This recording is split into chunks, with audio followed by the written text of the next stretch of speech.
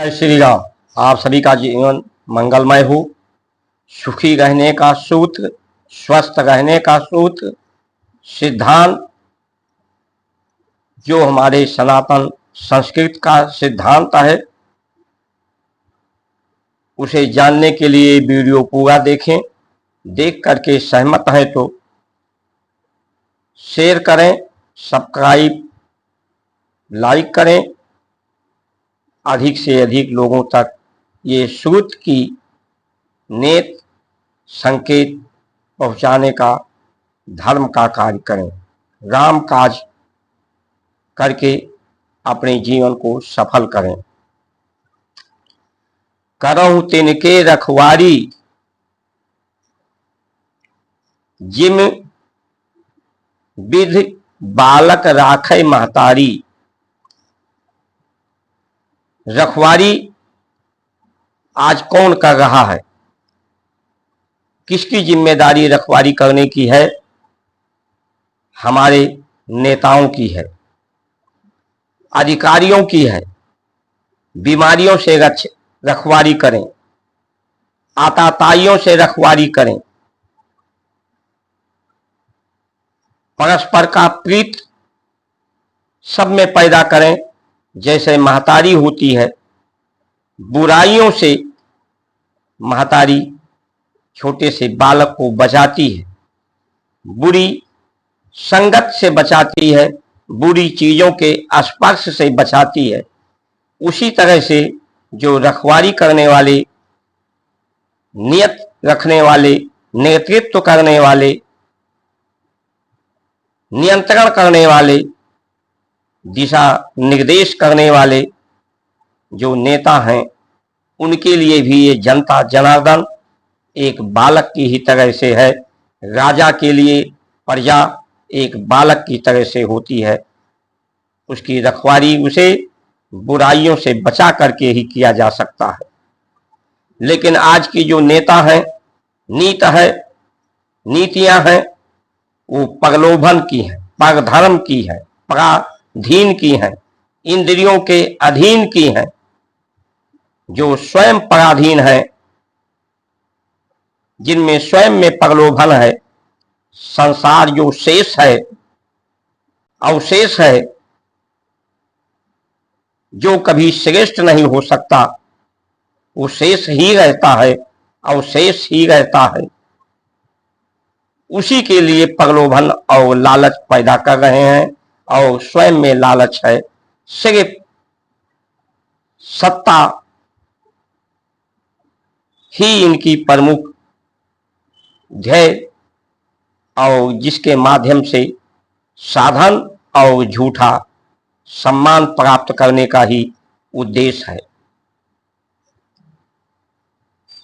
बुराइयों से बचाने के बजाय बुराइयों में ये ढकेल रहे हैं। बुरी चीजों का उपयोग करने आवश्यकताएं बढ़ा रहे हैं। जैसे शराब, बीड़ी, सिगरेट, तंबाकू, मांसाहारी भोजन, गरिष्ठ भोजन, ऐसे वेशभूषा जिसमें वायु प्रकाश त्वचा से स्पर्श न हो। तो ये जब तक हम अपनी नीतियों को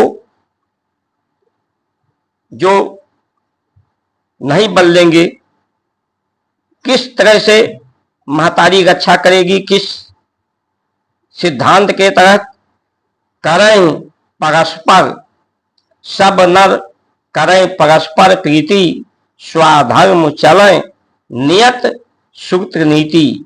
जब तक सूत्र की नीति, सूतियों के नीतियों के अनुसार हमारा संविधान नहीं होगा, स्वाधर्म, जो स्व यानी प्रकाश, प्रकाश से ही ये धर्म यानी ये तत्व, ये धातु है, और ये तत्व उस स्व शक्ति को, परमाणु शक्ति को, परम शक्ति को, प्रकाश शक्ति को, प्राण शक्ति को धारण कर सकें। ये स्वाधर्म है जिससे विद्या मिले।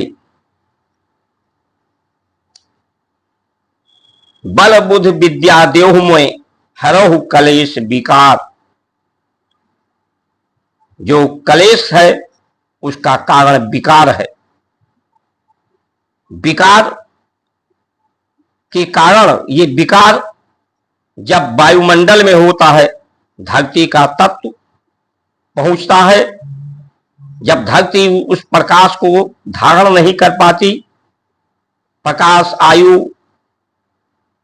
वायु, अग्नि, जल को, तो धरती से टकरा करके, धरती को पिघला करके के तत्वों को, क्योंकि धरती भी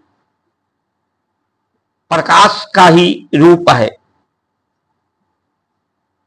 तो ये तत्व वायुमंडल में जाते हैं और वायुमंडल में प्रकाश के गति में बाधा डालते हैं, परमाणु शक्ति के गति में बाधा डालते हैं और उससे संघर्ष करके ताप बढ़ाते हैं, संताप बढ़ाते हैं। यानी ऋषियों ने हमारे जो परमाणु शक्ति है, परम शक्ति है, उसे धारण करके और उसे धारण करने के लिए ही ये धात तत्व हैं।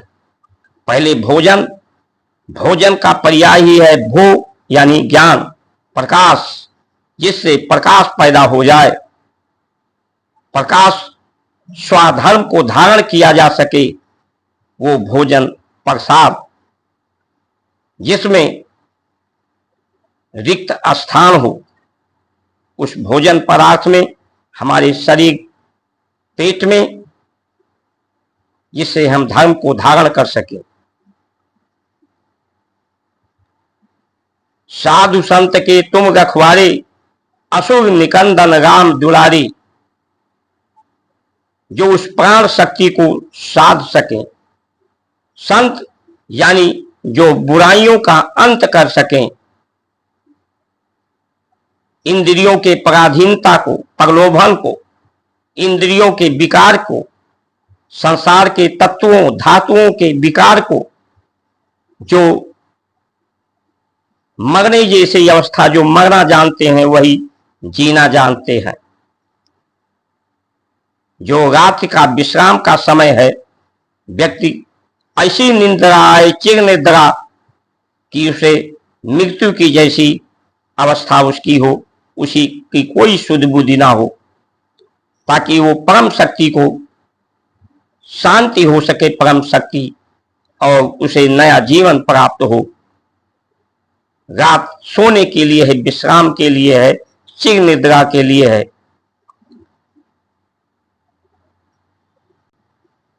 लेकिन आज लोग रात में भी काम करते हैं, रात में भोजन करते हैं। जितना कार्य मनुष्य कर रहा है सुख को, क्योंकि वो सुख की राशि है,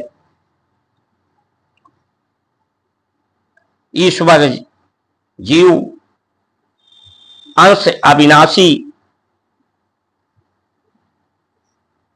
अमल चेतन सुख राशि, वो सुख की राशि है, सुख को ही प्राप्त करना चाहता है, सुख को वही प्राप्त करना। और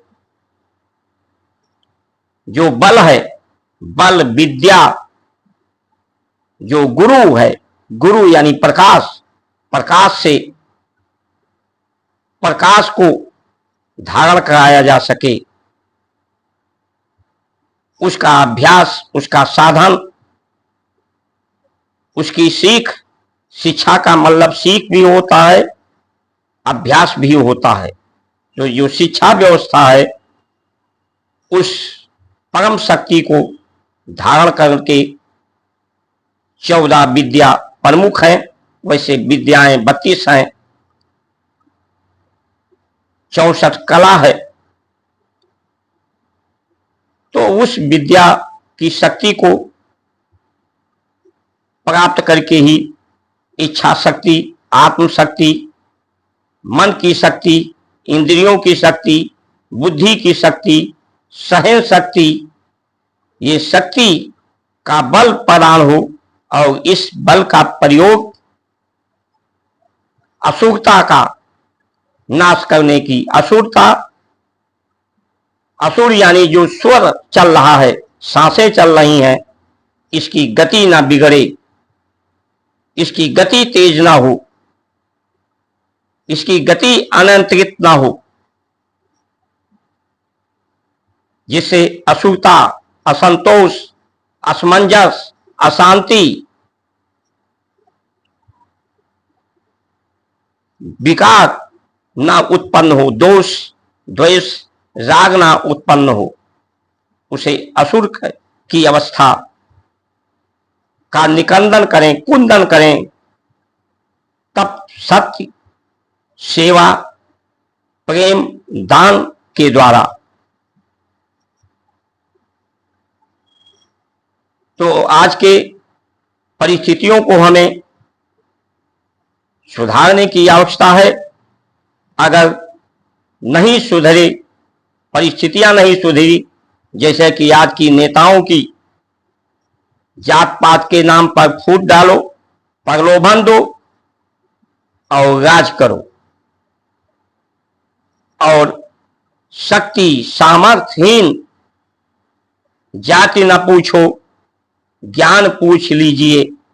तो जात न पूछिए इन नेताओं से, जो जात पूछने वाले हैं इनसे पूछिए कि ज्ञान कितना है, शक्ति कितना है, 14 विद्या का बल कितना है, किस बल से, किस सामर्थ्य से तुम देश की रखवाली करोगे, देशवासियों का रखवाली करोगे, इस लोक, तीनों लोक का कैसे, प्रकृति की रखवाली करोगे, धरती की रखवाली करोगे। अगर नहीं रखवाली कर सकते जो लोग, जिनके पास बल नहीं है, इसीलिए मुगलों ने, अंग्रेजों ने हमारे जो गुरुकुल विद्या की व्यवस्था थी उसे तहस नहस किया था, कि लोगों में प्रलोभन पैदा किया जा सके, लोगों का सामर्थ्यहीन किया जा सके, बलहीन किया जा सके, ताकि इन्हें अपने अनुसार उपयोग प्रयोग किया जा सके। आज भी संविधान के माध्यम से हमारे मंदिरों के दान, मंदिरों को अतिक्रमित करके रखा है। मंदिरों के दान का पैसा गुरु विद्या के लिए, मुफ्त विद्या के लिए, निःशुल्क विद्या के लिए, लोगों के अंदर स्वाधर्म के लिए, प्रतिभा के लिए, विवेक के लिए, सामर्थ्य, शक्ति प्राप्त कराने के लिए उसका उपयोग होना चाहिए। गौशालाओं के प्रयोग के लिए होना चाहिए। जो गौ हमारी है वो विकारों को नष्ट करने वाली है, धरती के, प्रकृति के और मानव जीवन की। आयुर्वेद सभी रोगों से निजात कराने वाला है, इसलिए हमारे यहाँ दान का पैसा आयुर्वेद के लिए, गौशालाओं के लिए, गुरु विद्या के लिए, गुरुकुल के लिए उपयोग होगा। तभी लोग स्वाधर्म करेंगे और परस्पर में प्रीति करेंगे। नहीं तो पूरा विश्व आपस में इस परमाणु शक्ति का, परम शक्ति का, परम धर्म का उपयोग बर्बादी के लिए करेगा। इन्हीं वचनों के साथ आप सभी का सुमंगल कामना करते हुए जय श्री राम।